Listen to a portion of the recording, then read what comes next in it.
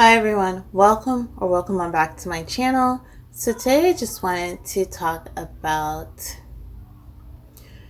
reasons why I decided to maintain my locks myself.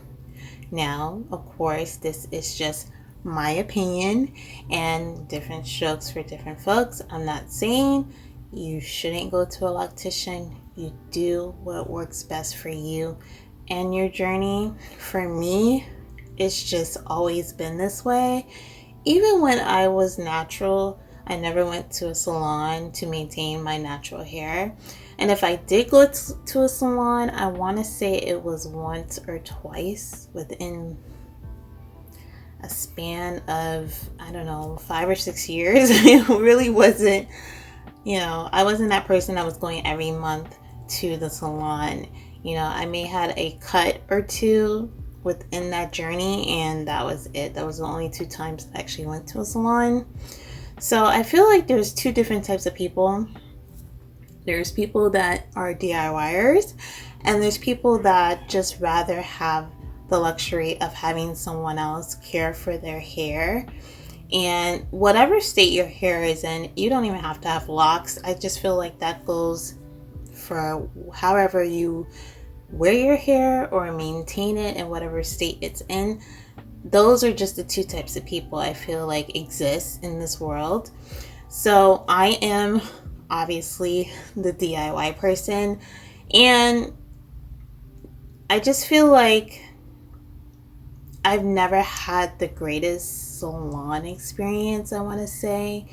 Even as a child, I feel like the salon was always this dreadful experience to go to, especially when I was getting my hair relaxed. It was never a fun experience, you know what I mean? So I feel like that kind of stamped in my mind that going to a salon wasn't something that I was just going to do as I grew out of it and started maintaining my hair myself. So when I started my lock journey, I knew I definitely wanted to start it myself. Not only because I am that DIY type of person, but also because it was a spiritual journey. So my journey with my locks is connected spiritually.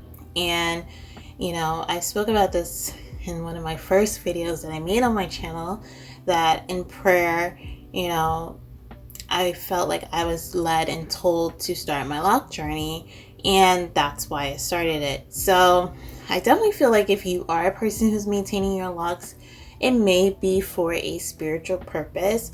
No, not everybody who starts a lock journey is on a spiritual journey, or the 2 are connected. That is not always the case. But for me, that is a reason why I definitely maintain my locks myself, because it's connected spiritually. And me growing as a person, I want to say, and me growing spiritually at the same time, and the connection with my hair, I feel like all that is intertwined with my journey.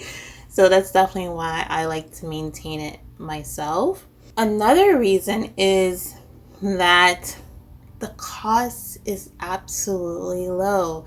When you do things yourself, you're not having to pay all these different types of fees and services, and those are the things you're gonna actually do yourself. So if you're the person that hates washing your hair and you don't feel like you want to sit there and retwist it, then you're probably the person who's like, I'd rather just have someone else outside the home care for those types of maintenance things, which is nothing wrong with that at all. But for me, I just feel like it's just something that I'm willing to do. I've always done my hair. I've always experimented with my hair. I've ruined my hair. I've been the person that did a perm and color on the same day when I was a teenager. So it's like I've learned my lessons with my hair. So I feel like that's another pro. You learn your hair when you're maintaining it yourself. And Not to say that you can't learn your hair if somebody else is also helping you take care of it. Who's to say that in between the time, that you decide to go to a salon, maybe you just go once a month, maybe you are maintaining it in between that time, you can still learn your hair. But when you're definitely doing it all yourself, you learn so much about your hair. And I feel like you can learn what your hair can take and what it cannot take. Those are definitely the types of things you start to notice on whatever journey you're on. And it also doesn't hurt the fact that if you do something to your hair, let's say you do ruin it by, trial and error, you didn't pay for that service. You know what I mean?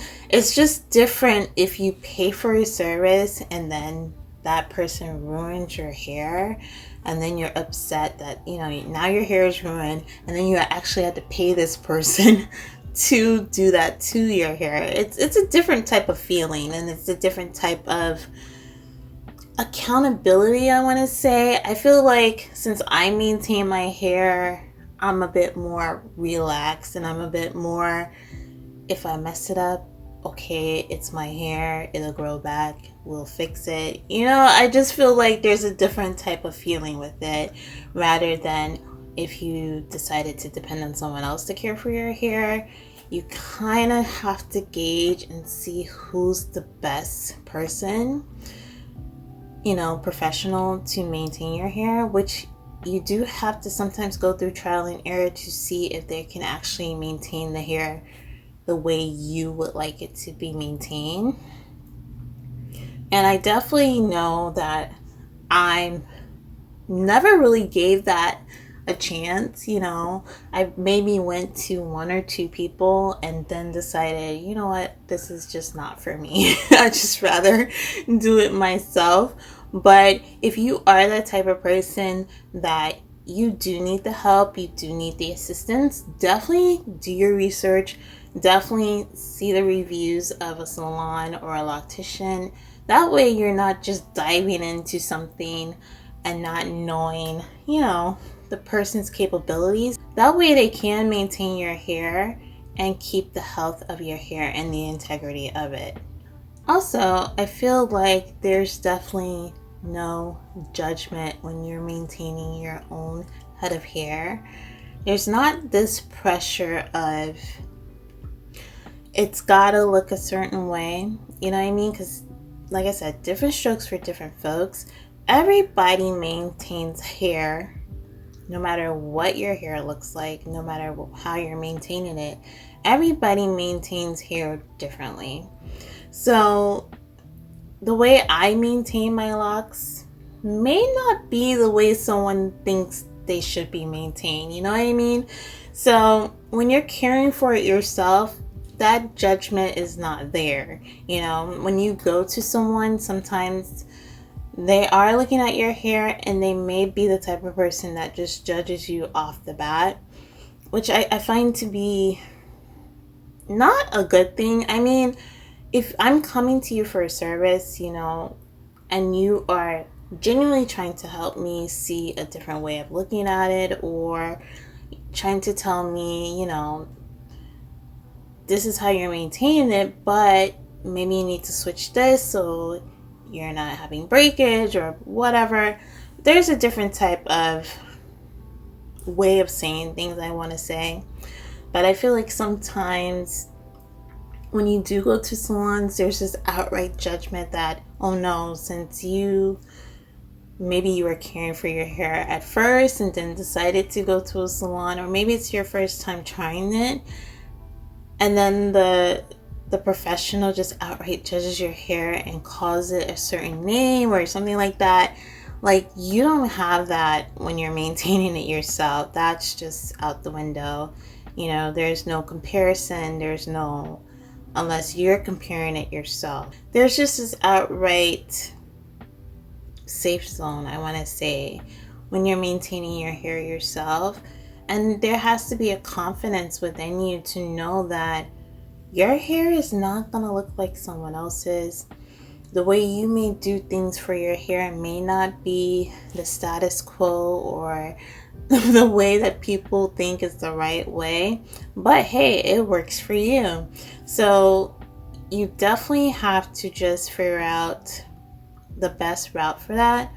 And you can definitely find a professional that matches, I feel like, your way of thinking and maintaining things, and maybe they understand how you want to maintain your hair and the level and integrity you want it to be, and they're willing to give you that service, and that is perfectly fine, and that is definitely what you want, and they're definitely not coming out right trying to judge you, just trying to money gouge you, you know what I mean? Like, I just feel like there's a thin line between those types of things. So you definitely want to just make sure you find a person that works best for you in your hair journey.